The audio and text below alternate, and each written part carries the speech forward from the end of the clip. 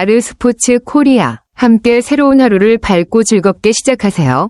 여러분을 위한 전문 야구 스포츠 채널입니다. 최신 정보를 매일 받아보실 수 있도록 제 채널을 구독해주세요. 최지민 선수는 2025년 5월 11일 인천 SSG 랜더스필드에서 열린 SSG 랜더스와의 더블헤더 2차전에 구원 등판했으나 아웃카운트를 하나도 잡지 못하고 2사 사고, 볼넷 2개를 기록한 뒤 곧바로 강판되었습니다. 이는 투수로서 매우 아쉬운 결과이며 경기 흐름에도 영향을 미쳤을 가능성이 큽니다. 이처럼 짧은 등판은 보통 제구 난조나 경기 흐름을 조기에 끊기 위한 전략적 교체일 수 있습니다. 혹시 이 경기에서 최지민 선수의 후속 투수가 누구였는지 또는 결과가 어떻게 되었는지도 궁금하신가요?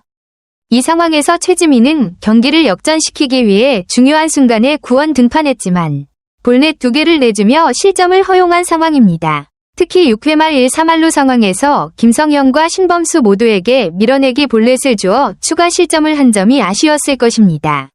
불리한 볼카운트에 몰려 공을 제구하기 어려운 상황에서 실점을 허용한 것이 경기에 큰 영향을 미쳤습니다.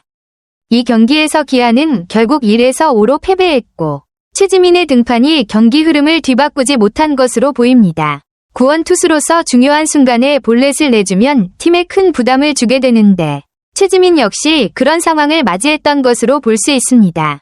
최지민은 2022년 기아에 입단한 후 빠르게 두각을 나타냈고 2023년에는 첫 번째 시즌보다 더욱 눈에 띄는 성과를 거두었습니다. 58경기에서 59와 3분의 1이닝을 소화하며 6승 3패, 12홀드, 3세이브 평균 자책점 2.11을 기록하면서 그야말로 믿음직한 중간 개투로 자리 잡았습니다.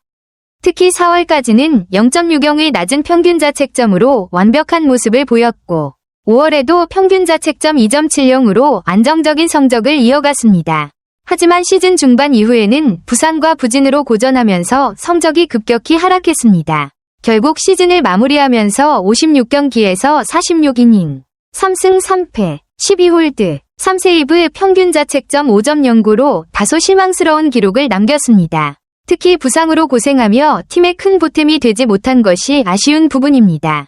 그럼에도 불구하고 한국 시리즈 우승을 경험했으며 비록 성적은 미미했지만 우승의 기쁨을 함께 나누는 경험은 큰 의미가 있었을 것입니다. 2023년 한국 시리즈에서 최지민의 성적은 1경기 3분의 2이닝, 2사 사구 무실점으로 결과적으로 눈에 띄는 활약은 없었지만 팀의 우승을 위한 일원으로 중요한 순간에 역할을 했다는 점에서 그의 존재감이 있었음을 알 수 있습니다. 2025 시즌에 돌입한 최지민 선수는 지난해의 아쉬움을 뒤로하고 좋은 시작을 보였습니다. 3월 5경기에서 3과 3분의 2이닝을 소화하며 1홀드와 평균 자책점 2.45를 기록. 순조로운 출발을 알렸고 그 흐름은 지난달 중순까지 계속 이어졌습니다. 그러나 지난달 30일 광주 NC 다이노스와의 경기에서 부진한 모습을 보였습니다.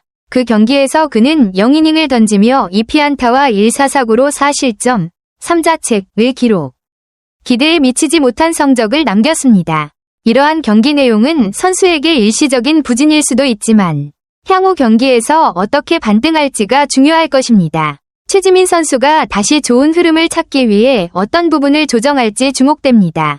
최지민 선수는 5월 들어 다소 안정감을 찾는 듯했으나 7일 고척 키움 히어로즈와의 경기에서 다시 한번 부진한 모습을 보였습니다. 그는 이번 경기에서도 아웃카운트를 채우지 못하고 마운드를 내려갔고 2사 사구와 2실점으로 성적이 좋지 않았습니다. 이로 인해 고개를 떨궜고 이후 4일간 휴식을 취했지만 여전히 불안한 모습을 보였습니다. 최지민 선수가 계속해서 불안한 투구를 이어가고 있다는 점은 그에게 큰 고민거리가 될 것입니다. 휴식을 취한 후에도 성적이 개선되지 않는다면 어떤 원인으로 문제가 발생하고 있는지 점검할 필요가 있을 것입니다. 투구 폼이나 정신적인 부분에서 조정이 필요할 수도 있으며 향후 경기에서 반등할 수 있을지에 대한 관심이 계속될 것입니다.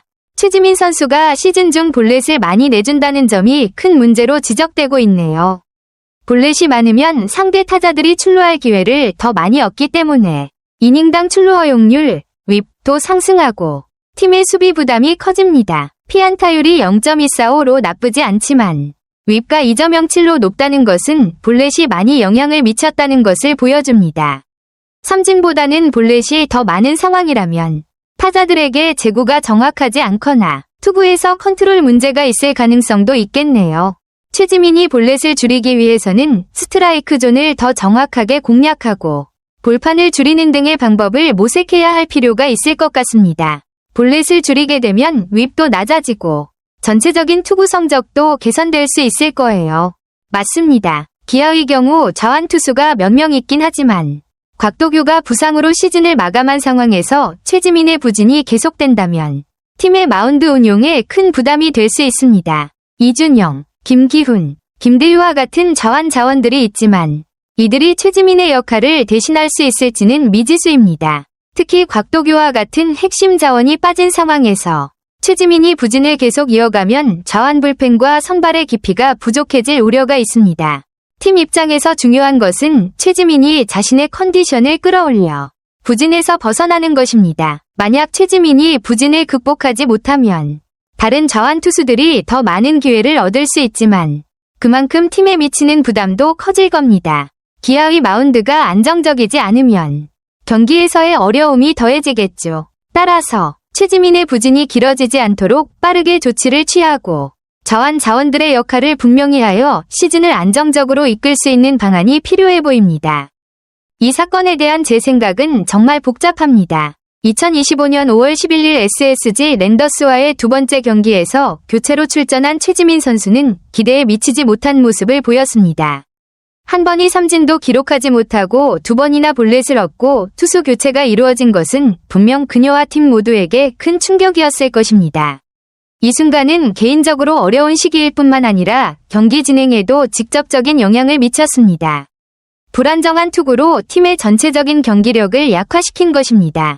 올 시즌 최지민 선수의 경기력을 분석해보면 그녀는 경기장에서의 안정성과 자신감을 유지하는 데 어려움을 겪고 있는 것이 분명합니다. 이는 심리적인 스트레스에서부터 기술적인 문제나 체력적인 문제까지 여러 요인의 결과일 수 있습니다.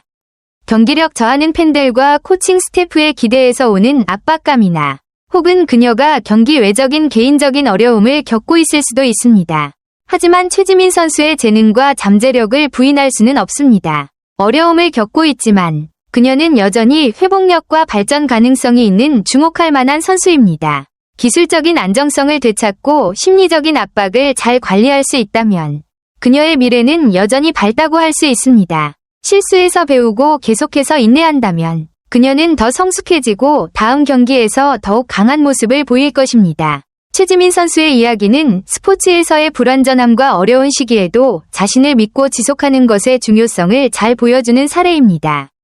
아르스포츠 코리아 여러분과 함께 해주셔서 감사합니다. 여러분을 서비스할 수 있어 정말 행운이었습니다. 헤어지기 전에 여러분께 많은 감사를 드리며 즐겁고 성공적인 일들만 가득하길 바랍니다. 더 나은 서비스를 제공할 수 있도록 피드백을 부탁드립니다. 다음 소식에서 뵙겠습니다.